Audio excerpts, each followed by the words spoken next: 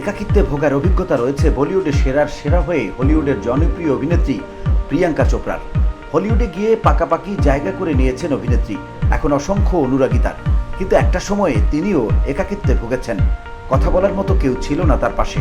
জাকজমক ও উজ্জ্বলের আড়ালে ঢাকা পড়ে গিয়েছিল তার একাকিত্ব।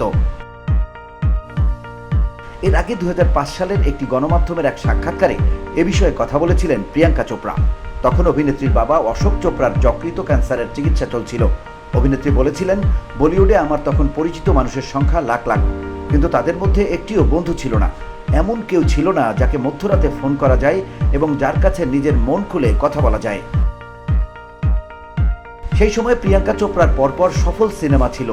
অভিনেতা অভিষেক বচ্চনের সঙ্গে তার ব্ল্যাকবাস্টার সিনেমা প্রশংসিত হয়েছিল। বলিউড বাদশাহ শাহরুখ খান, খিলাড়ি খ্যাত অভিনেতা অক্ষয় কুমার ও ঋত্বিক রোশনের সঙ্গে পরপর সিনেমা করেছেন। কিন্তু এত খ্যাতি সত্ত্বেও সেই সময়ে বিনোদন জগতে ভালো বন্ধু তৈরি করতে পারেননি দেশি গার্ল।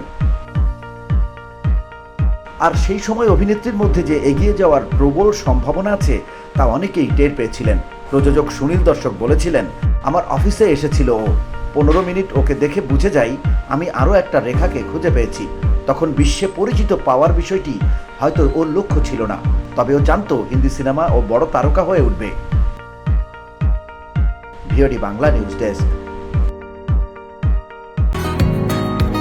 বসুন্ধরা, উত্তরা, বনশ্রী, কুড়িল ও বাড্ডা সহ রাজধানীর বিভিন্ন স্থানে অভিজাত ও অত্যাধুনিক মানের ফ্ল্যাট কেনার এক নির্ভরযোগ্য প্রতিষ্ঠান pleasant properties limited.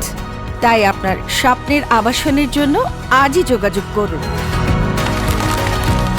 Pleasant properties limited, where destiny matches eventually.